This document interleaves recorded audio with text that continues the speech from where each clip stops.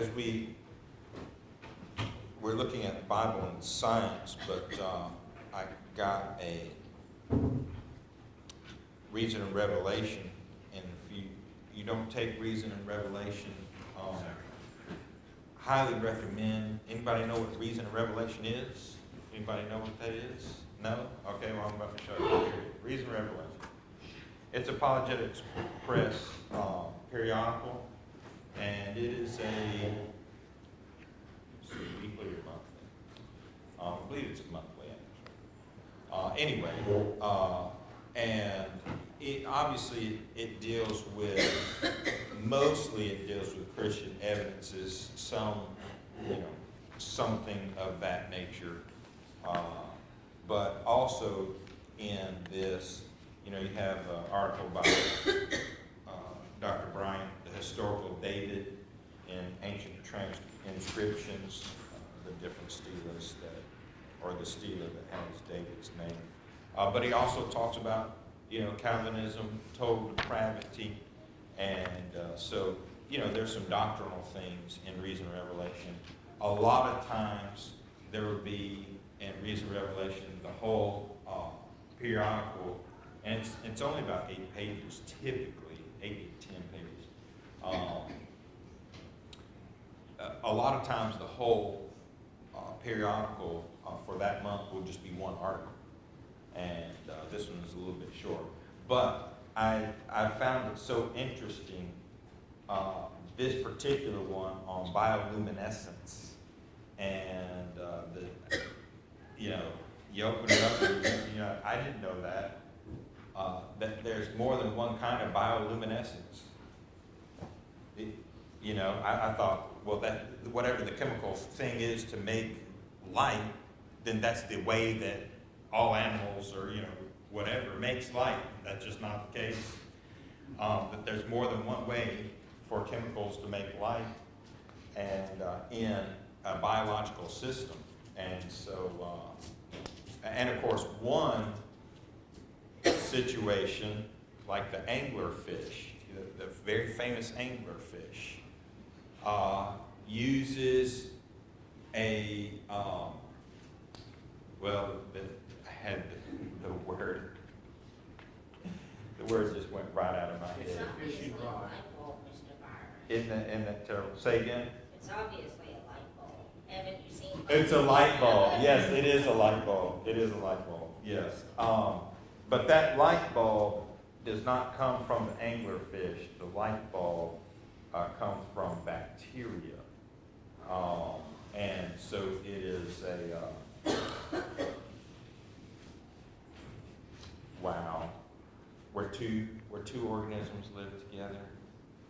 Symbiotic. Thank you very much. That word just was not coming to my mind.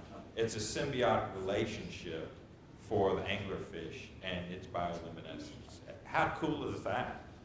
And so, anyway, bacteria, fungi, different things make bioluminescence. And how does, different reactions, how is that not a design? And of course, that's the whole point. If it really was evolution, well, number one, evolution wouldn't come up with that in the first place. Actually, it's too complicated. I mean, we think we're complicated. Light from, biology in the area, that's complicated. And further than that, did you know that not too far from here, down in South Carolina, one of the first national parks down there, just this side of Columbia, that national park down there, every year they have a situation where we call them fireflies or lightning bugs. We call them lightning bugs down here, but whatever. We call them lightning bugs, yeah. That all of their light is synchronized. Did you know that? Yes. All of them blink at the same rate at the same time. And it is a wonder to behold. And so, we're used to, going out and blink, blink, blink, blink, blink, blink, and things like that. Anyway, but for, however long, it's a national park, so it's been around for a long time. And they've been blinking the same together for a really long time. That's just something that's in kind of a wrinkle, and that's very interesting, to me. So, anyway, well, there we go. Thoughts, questions, ideas about that? Okay. And Wade's going to have to recount because I think we've doubled in the last 5 minutes our attendance. So, yeah. Okay. Ship engineering. Genesis chapter 6. Genesis chapter 6. In Genesis chapter 6, verse 8, we have truly one of the most remarkable verses in all the Bible as it relates to a human being.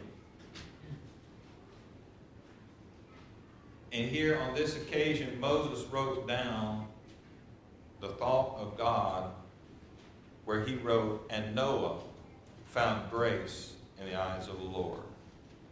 Just what a sublime statement that is. And a statement about such a man who would be the bridge between two ages.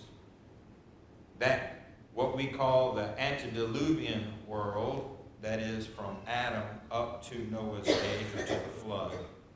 And then he bridges with his 3 sons and their wives, and of course Mrs. Noah as well, as they then emerge out of the cocoon of the ark to begin anew. What a great occasion that was for Noah and for his family.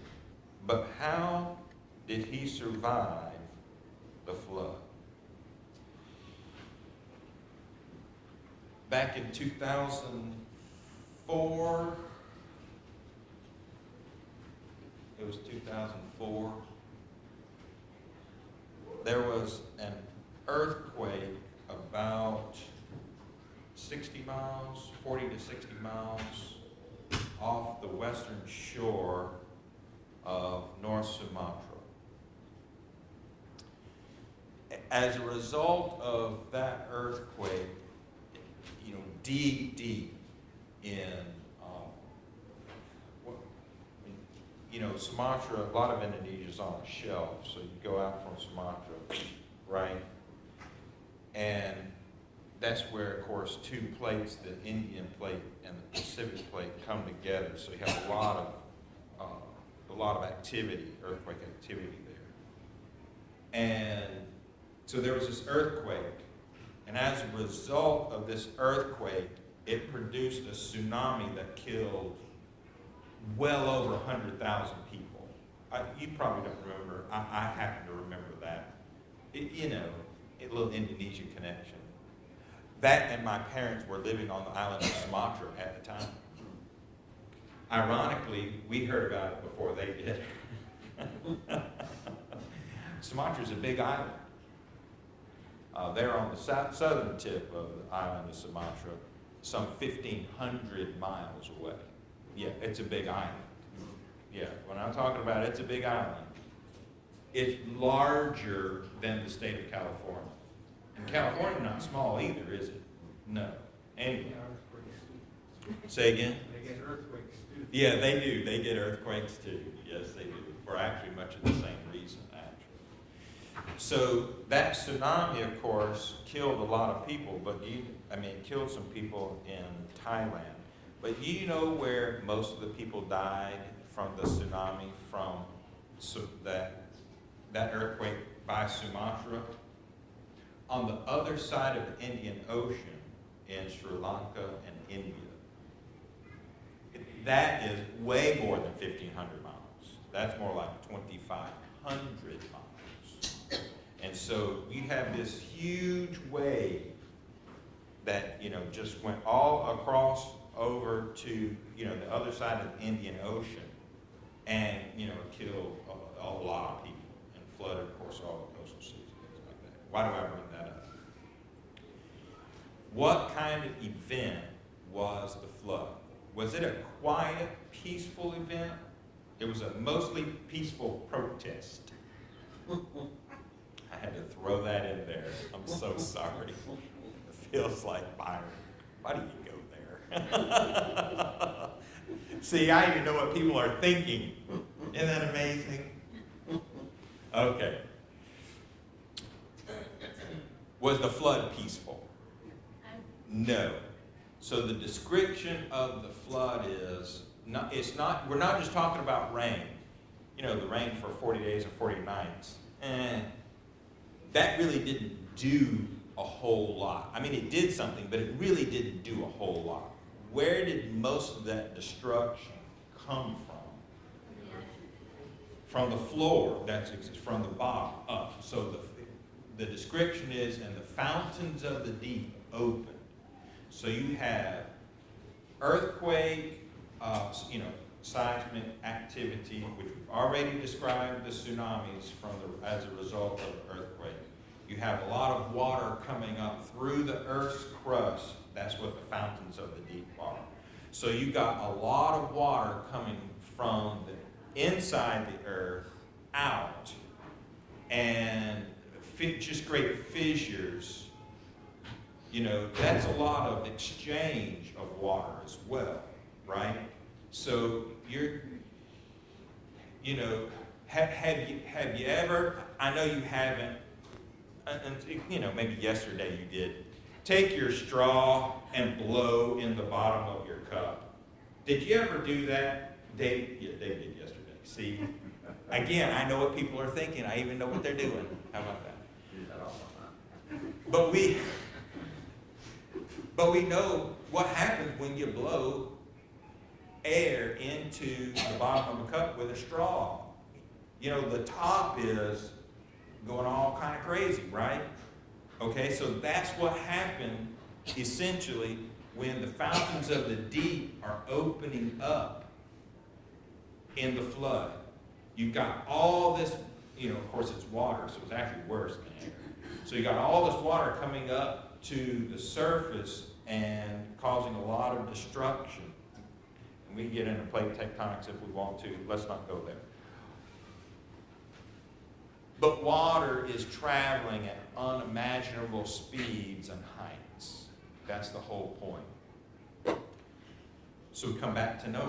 How is Noah going to survive this in a boat? Most boats, can they survive, waves and things like that? Would they be able to do that? No, they would not. They wouldn't be able to survive it. Yes? I was going to say the reason Noah could do that would be because he did what God told him. That's exactly right. And that takes us back to Genesis 6, verse 8. And Noah found grace in the eyes of the Lord. So when the Lord gave Noah the instructions to build the ark, he gave him the instructions of building a seaworthy, something that's going to be the best able, the most able to cause them to survive. Because, obviously God knows what he's doing. But there's also a situation, I still don't think that you can take out the supernatural of that situation as well. I do believe, there's a supernatural event to begin with. So to kind of take that out of there, I don't think is wise to do. But God gave him these dimensions. And did Noah know how to build a seaworthy ship? Were people routinely going across the oceans back in that time? No. After Noah and the flood, it took, we did have ocean-going peoples, you know, the Norwegian Baltic area people, those northern peoples, you know, they were kind of island hopping and stuff, and they, you know, that's open ocean, you know. But I think there's evidence, you know, that especially Greenland and Canada, you know, there were Europeans that came over before Christopher Columbus did 1492. Certainly there were peoples, you know, really just all over the world. You know how many little tiny islands there are in the Pacific Ocean? That's right, the Pacific. Who says that? Oh, Davey said that too. See, I'm in good company. That's good. I mean, there, you know, the Pacific Ocean is just dotted with all kind of islands. And there's people on practically every single one of them. Isn't that amazing? So, you know, we have gone from island to island and kind of done those things. But as far as a very large ocean-going ship, you know, no one really had done that. And we really started that fairly recently in human history. And so God had to tell Noah, hey, this is how you build this thing. Here's the dimensions that I want you to build it. This is, you know, kind of what you need to be doing. And so not because of what Noah knew, but because God told him. But what did God tell him? That he wanted this thing 30 to 5 to 3 ratio, length to breadth to height. 450 feet long, 75 feet wide, and 45 feet high. And when you do the math on this, and then you build this thing and put it into a large body of water, not only will it float, but it will be able to overcome almost anything that the ocean throws at it. The United States Navy, they told the engineers of the Navy, hey, we need a ship that holds a lot of stuff that would be very difficult to sink. And those engineers came up, of course, with the uglies. It was just a bulky ship, slow, but it could hold a whole lot of stuff. And the USS O'Brien is still in San Francisco Bay, and shipworthy even to this day. Isn't that something? Seaworthy, I should say. Seaworthy to this day, because it is the right dimensions for doing so. And so I find that highly fascinating. The ugly duck, there you go. And O'Brien is still ready to go. Sewage and waste disposal, ship engineering. God is right on those things. Sewage and waste disposal. First world countries, it's understood that, of course, raw sewage carries disease. Most places don't get that. Now, I've been back to Indonesia a number of times, you know, visiting things, and so it's not quite as bad,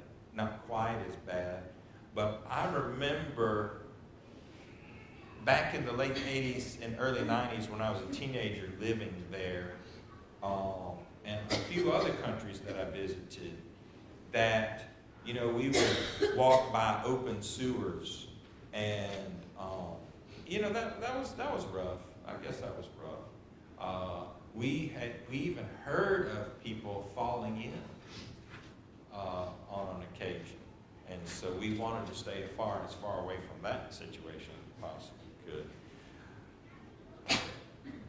But you know, you have that situation, but you don't, just because you grew up with that situation, you don't get used to that. You know, your body doesn't get used to the disease that sewage, raw sewage brings. There were there were also, I remember seeing, because we went out to some of the, see some of the people out there in the kampung, and there was this mound. It was a large mound. I can't describe it to you. It was just trash, and little children played on that huge hill, mountain. I don't know how to describe it. And every once in a while, you would hear about a child they would be playing on the mountain of trash, and they would get cut, and they would die. That was just a part of their existence. Again, I haven't seen that in a while, but you would think, with our knowledge of how these things work, that would even in a less developed country, the information's still there. I mean, we're talking about that's basic stuff, right? You don't have your sewage, and you don't have your trash just out. That's basic. And yet, third world countries, they do.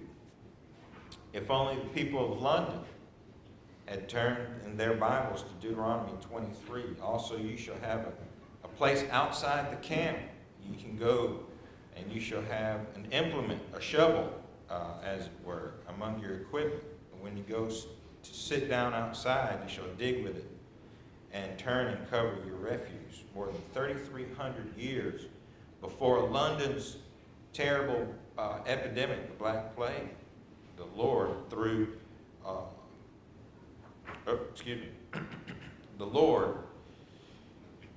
his servant Moses, implemented a plan to stop such epidemics before they started.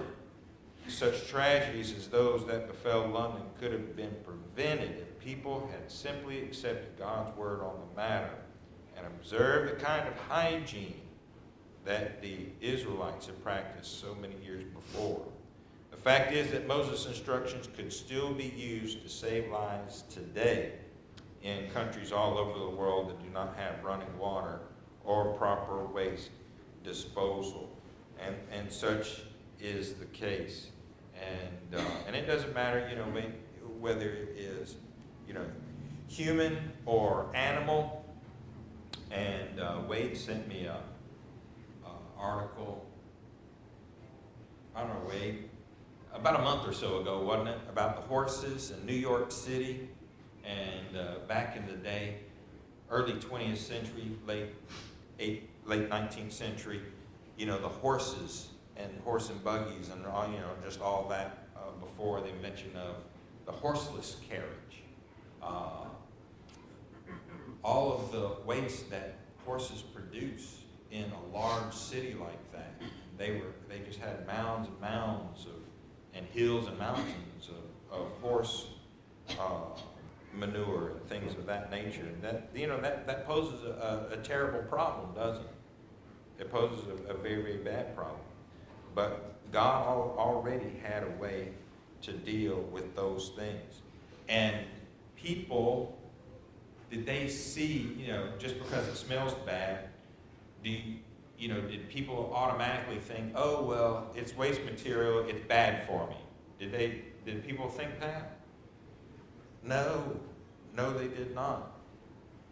As a matter of fact, there were superstitions where if you put waste material from a certain person, let's say, on you, you put it on you, smeared it on you on purpose, that certain things, good things would happen to you. Yes, superstitions. Can you believe that? You're like, there's no way. Well, you wouldn't want to be around them anyway, would you? But people believed, in situations like that. Now, has God ever said, hey, let's do this, this is a good idea? Quite the opposite. You do something like that, you are unclean. You don't get around anybody. That's a bad situation. That's a bad situation. God already knew that because he he made man, he made the physical realm, and so he knows what's going on there. Blood, the liquid of life. Blood, the liquid of life. Blood's always been an amazing substance. That's an understatement. Whose vast mysteries and capabilities have yet to be fully explored. Doctors in the 21st century transfuse it, draw it, separate it, package it, store it, ship it, etc. Although modern-day scientists have not uncovered completely all the wonders of blood, they have discovered that it is the key to life. In the past, ignorance of blood's value caused some learned men to do some tragic things. For instance, during the Middle Ages and even until the 9th century, of course, he'll talk about George Washington here in a second. Doctors believed the harmful vapors, rumors, entered the blood and caused sickness. For this reason, leeches were applied to victims for fever and other illnesses in an attempt to draw out blood containing these vapors. Also, the veins and arteries located just above the elbow were opened, and the patient's arms were bled to expunge the contaminated blood. George Washington, first president of the United States, he died because of this misplaced medical zeal and practice. And so they would put leeches and cut the person, causing the very thing that would save their lives to essentially hasten their demise. And it's amazing that more people didn't die. You know, they had to overcome the loss of blood. And then, you know, whatever was making them sick as well. So they were having to overcome those things because there was an idea that, oh, you know, there's something in the blood that's causing an illness. And obviously that, in one sense, that is the case because blood is the highway of the body, right? I mean, obviously that is the case. But also, excuse me, I'll get it out in a second. But also that it's not the blood itself that is causing these problems, but the germs and the diseases that is attaching itself to various things in different cells and attacking tissues and things of that nature in the body. And so instead of looking at the blood in the right way, it's because of the blood that this person is sick. Well, it's not because of the blood the person is sick. And so they would do all kinds of terrible things. But what does the Bible say about that? Thousands of years before the lethal practice of bloodletting was conceived, mankind had been informed by God that blood was the key to life. Leviticus 17. Moses wrote, "For the life of the flesh is in the blood." Today we understand completely the truthfulness of Moses' statement that the life of the flesh is in the blood. How did Moses know 3,500 years ago that life was in the blood, while it took the rest of the scientific medical community thousands of years and thousands and perhaps tens of thousands of lives to discover this truth? And so it is because of the blood that oxygen gets to and powers all of the cells of the body, and also because of that same highway of blood that the carbon dioxide and other waste materials, chemicals that the tissues produce as they go about doing their work, they also produce trash, if you will, that the blood also has to carry that away to the proper organ that then releases that from the body and gets rid of those waste materials as well. So, you know, blood is an amazing substance, isn't it? It's an amazing substance. And then what's more amazing is that all of us have blood, but yet we don't all have the same blood type. Now, how does that work? Thank God. You know, you would think, okay, here's your one job, then this is how it's, this is how we're going to deal with that, right? And this does this really well. Oh, let's change it by adding this, or let's change it by, I call them switches, by the way. Genes. Because in any coding information situation, you have two signals, right? You have two signals. That's all you get. You get two. Off and on. Switches. Some people, the switches, most of them are on. Some people, the switches, most of them off. That's how you get all the variations, right? Now, obviously, it's way more complicated than that. Obviously, it is the case. But I'm trying to get it down to where I can understand it. And so I just look at gene switches. Okay, this is switched on, that's switched on, this switched on, that's switched on. Okay. I know it's done, but again, that's... They use that to make computers early, 0, 1. Yeah, absolutely. I mean, that's... But we can figure it out, but we can't figure out how the genes work. Yeah, isn't that something? Because it's more complicated than that. We see things 1 and 2 dimensionally, really. But really, once it starts getting into 3 dimensions and it starts getting super complicated, then we kind of get lost in those things. Germs, labor fever, and dealing with dead bodies. Oh, Mr. Semmelweis. Oh, Mr. Semmelweis. And he was run out of town.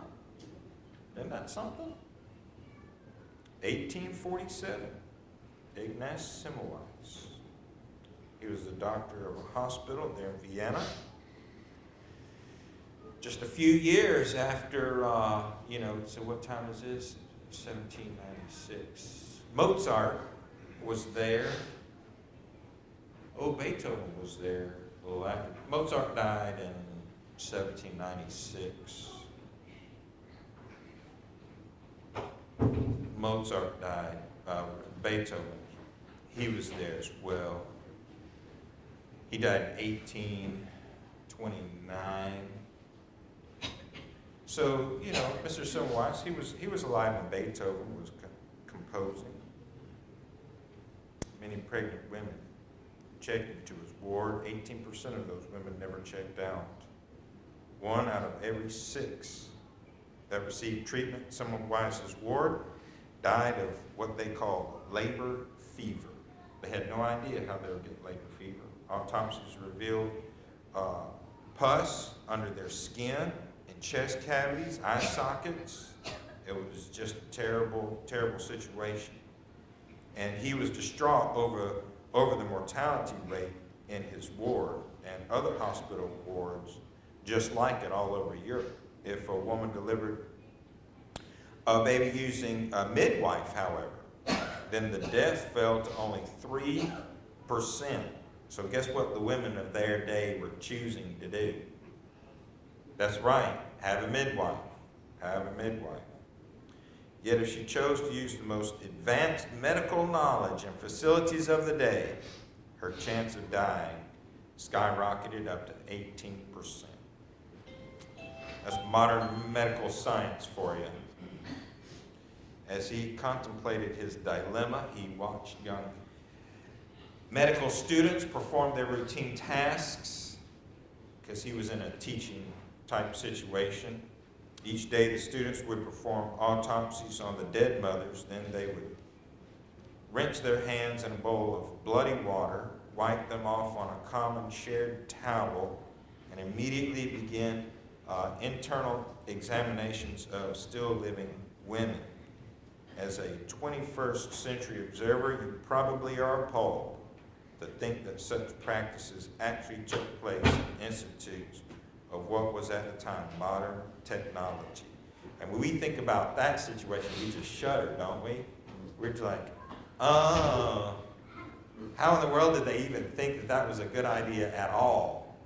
But they did, because they didn't know. They didn't know any better.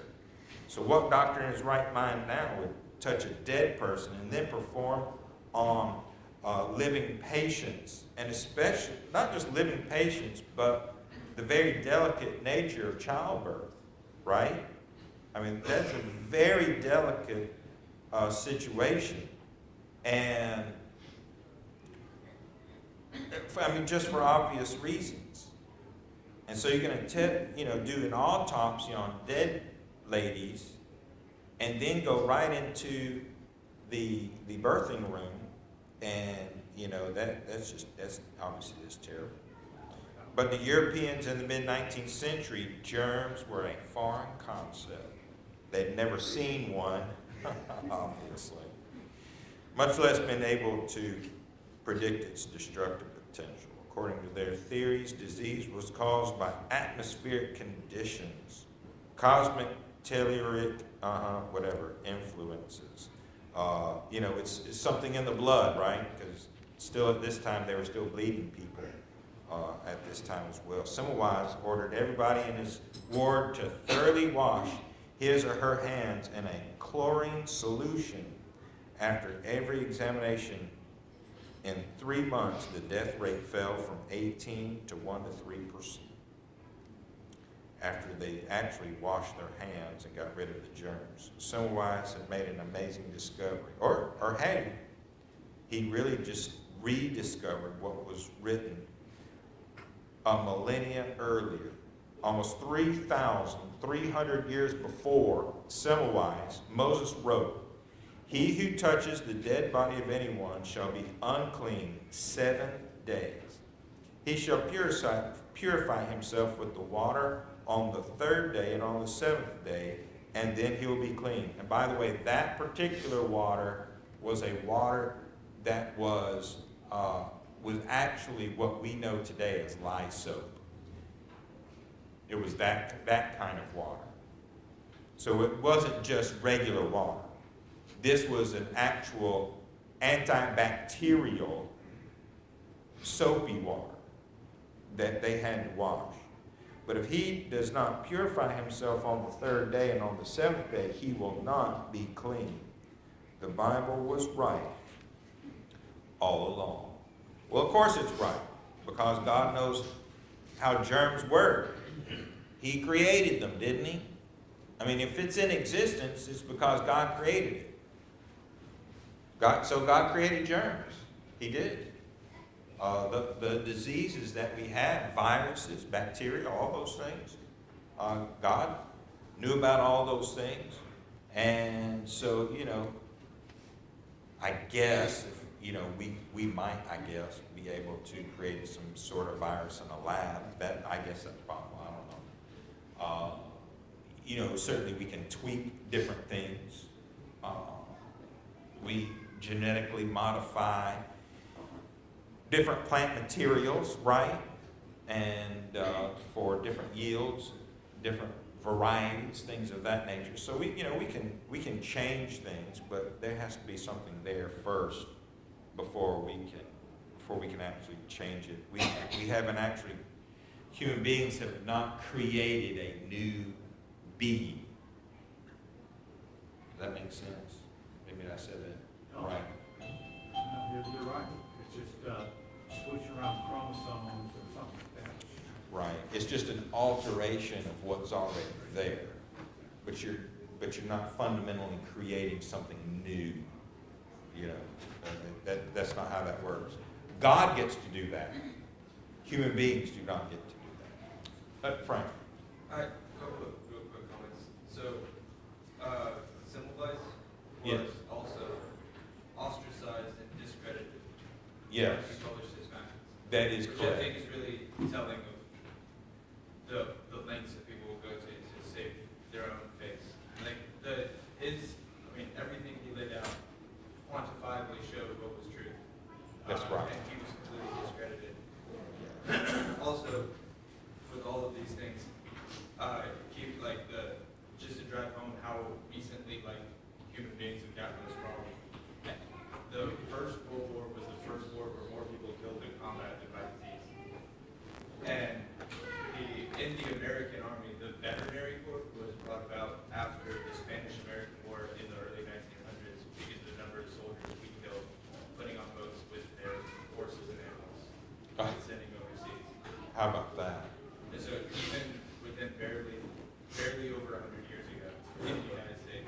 right?